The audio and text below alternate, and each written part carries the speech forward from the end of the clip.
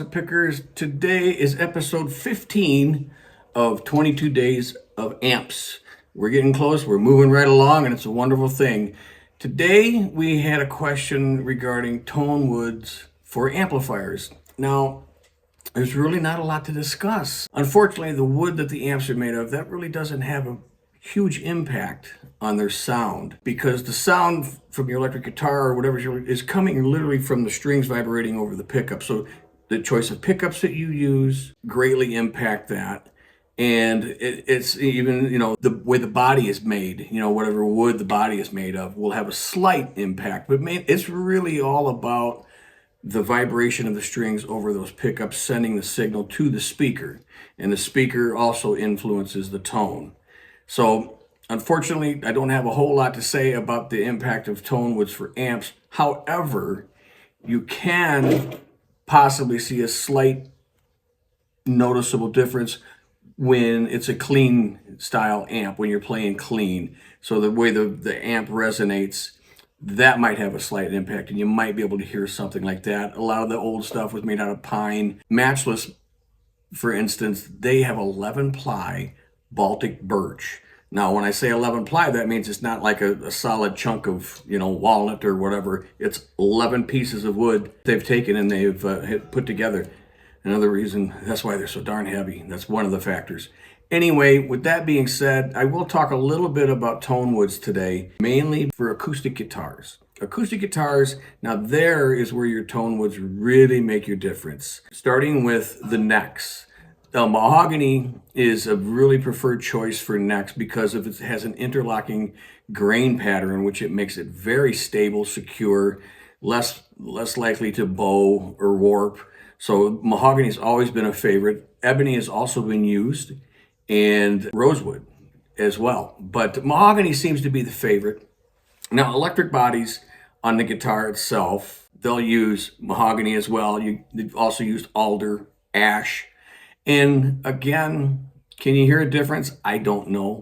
I personally have never noticed. Weight difference has always been a big factor as far as on a solid body electric guitar. I do know that a lot of guitars that have a rosewood fretboard will tend to have that warmer, deeper sound as opposed to maple. Maple's going to be very bright.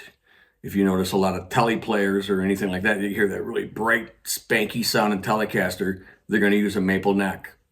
I have a maple neck on my Telecaster, one of my Telecasters, but I gotta admit, I'm a rosewood guy. I like rosewood or even ebony, but for an electric guitar, I prefer rosewood. Moving along to acoustics. Most desirable tone wood for a top on an acoustic is a Sitka spruce. It's most popular because of its sturdiness, it's lightweight, and it's the clear tones, the natural tone you get out of the guitar itself they just like that one the best. And for back and sides, a lot of early Gibsons and things like that, they would use mahogany or rosewood on your back and sides. Martin, a matter of fact, up until 1969 when it became illegal, Brazilian rosewood was their choice for their back and sides. Brazilian it's a very strong, clear, has a low end punch to it, very rich and sparkly on the top end. It's just that the resonance that comes out of that tone wood is just wonderful.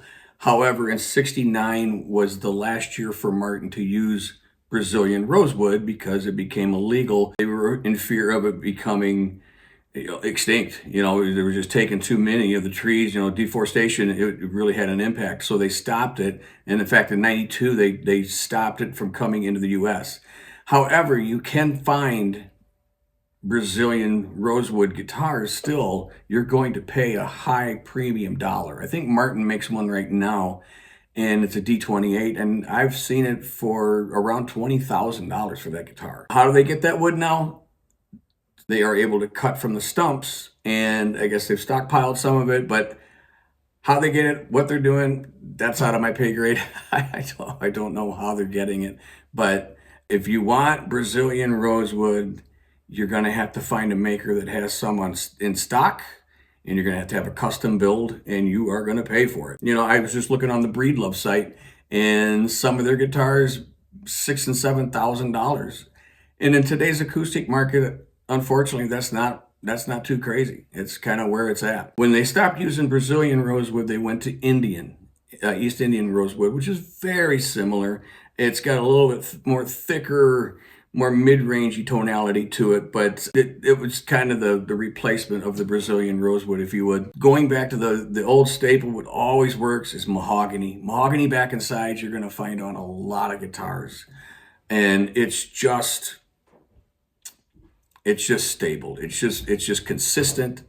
It emphasizes the low end and the treble, has overtone coloration. It's just beautiful. It has that more of a woody, more of a natural, like the guitar's very well broke in. It's got that nice wood tone to it. You understand what I'm saying there. Hope I haven't confused you too much on this. I know we started to talk about the amps, but again, like I said, didn't have too much to say about as far as the effects of an amp cabinet, but it sure does make a difference on a guitar. Hope you like what you see. Come check me out on YouTube at Guitar Closet and go to my website, guitarcloset.net. This is Terry. I'll see you soon.